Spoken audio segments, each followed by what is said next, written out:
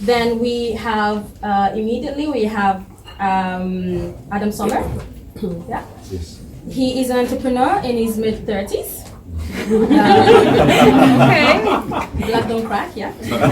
He started his first company at 16 at the back room of his college dorm, and today he works primarily within the import and sales of fruits and vegetables, and he collaborates with Magazine du Nord and Bilka. I think that I would like to start with, I think the overarching theme has been how to access loans. Money, money, money. So we know that statistically speaking, black businesses have a higher difficulty in accessing bank loans, and when they do, it comes with higher interest rates. And this because they don't have any kind of collateral or guarantees. Nobody can really mortgage their homes to insure their businesses. So these are maybe kind of some of the institutional and structural challenges that people face. So, but I want to ask Adam, how did you start your business? Mike? Hello? Yes, I'm just gonna leave No, it's on. It's on? Yeah. Okay. Like I started back when I was 16. I was living in a primary school where we didn't have any stores where we could buy cigarettes or soda. We were a lot of kids, so I just collected most of my weekly money, so there was enough to take a bus to Germany. Back then, you could take a bus to Germany and then buy soda and soda candies, and I just started one of that, and it was quite good. And from there on, I started different ones after that. But the current one I started back in 2009, where I moved to Copenhagen. Didn't have a lot of stuff to do after school. So in the summertime in Copenhagen, it's quite hot. So when it's hot, people get thirsty. They want to drink water. So I bought a bike, a small, they call it Christiana bike. I don't know if you know it.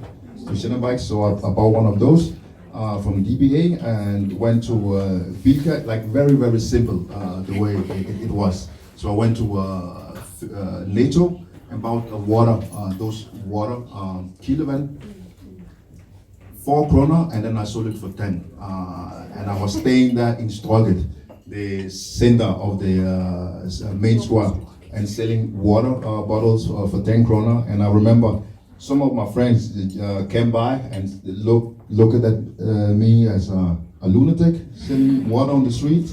But it was quite like a profitable business, because within 3 months I found some other guys, some friends who wanted to have a job.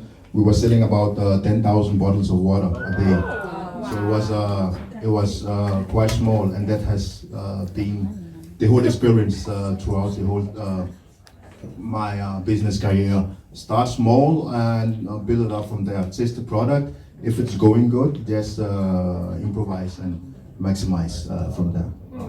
And from there, we implemented some other stuff such as fruits, where we buy the fruits from the farmers and sell it in the same fashion in different locations in Copenhagen with it's seasonal base in the summertime, and then in the wintertime we have the same stores in Magazine and Bilka, where we are importing almonds from Spain and selling that in the Christmas area with the small Christmas shops.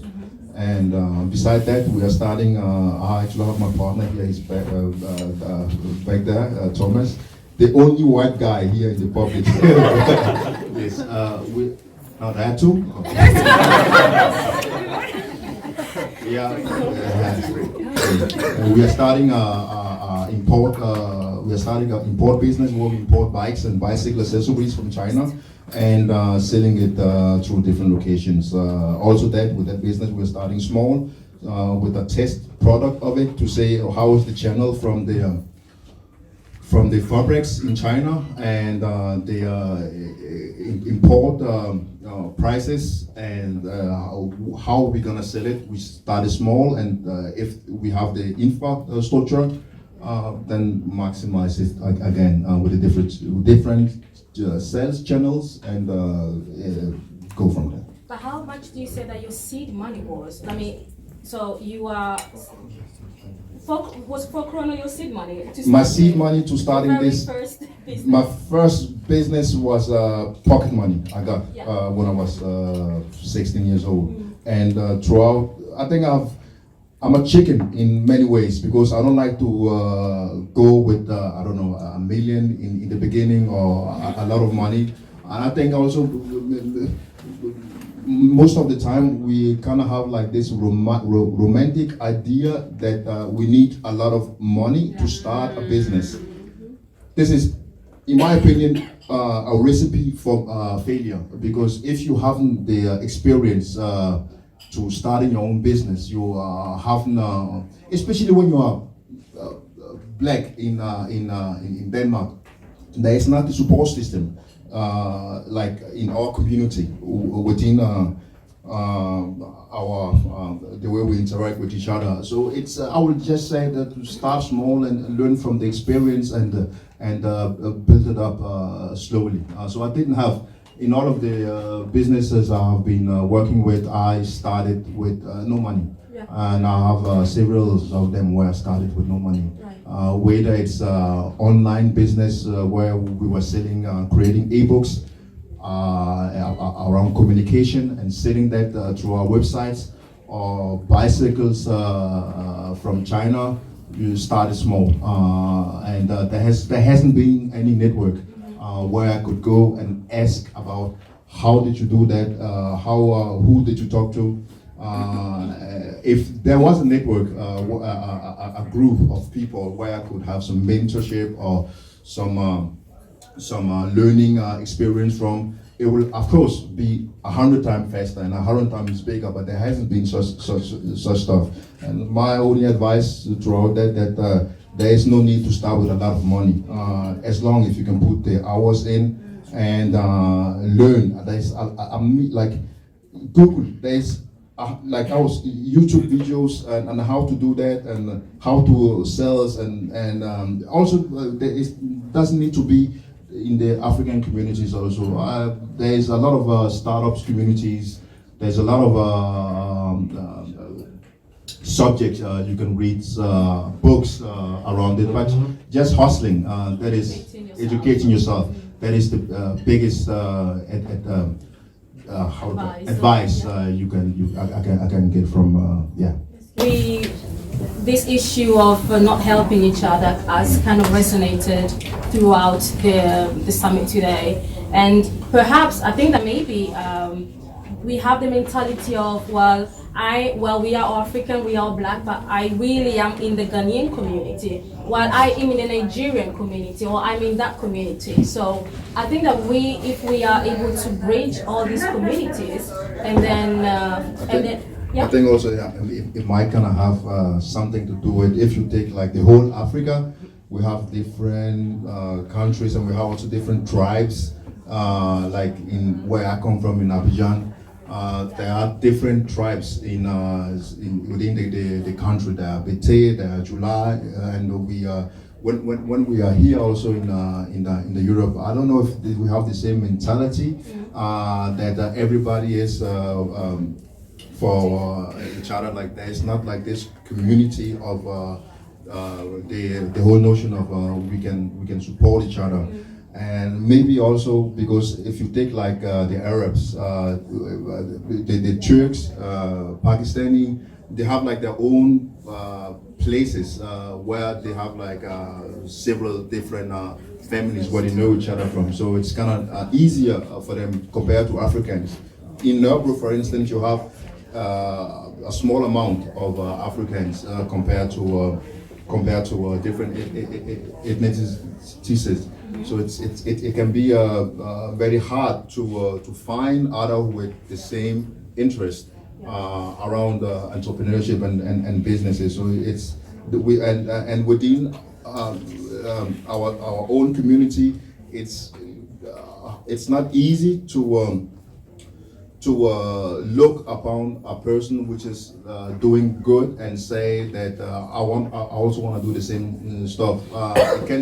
It can be difficult. Also, if you take a look at the media, how the media is labeling the black man. For instance, yesterday I was wanted to watch a movie in Netflix, and then you were saying the black guy as the gangster with the gun in the store, and the white guy who is the good guy. So you also have the media effect on the black folks, the psychological effect on it. So there are some forces that we are not aware of, which can make it hard for the blacks, and within our. It needs to be dismantled. It needs to be dismantled. And one last thing around that, to starting your own businesses. I know this is not gonna create a lot of new friends for me, but it's crazy hard. Like you said earlier, you have to be able to forget about sleep. There are several months a year where I get 3 hours of sleep each night. Where I don't sleep. It might kind of sound crazy. You're strategizing? Or yeah, you there's a lot of stuff the body can do if you really want it, but you get a little bit crazy in the process. Yeah. Forget sleep, forget food, forget traveling, forget family, forget having a girlfriend or a boyfriend. You just have to. And again, having a lot of money. Forget about having a lot of money, and it's not. I'm not sugarcoat it. It's not for everybody. Yeah. Some people gonna crack, and some people gonna develop strength from it. But it's not for everybody. So you have to be willing to go all the way. Otherwise, don't even think about starting because it's hard.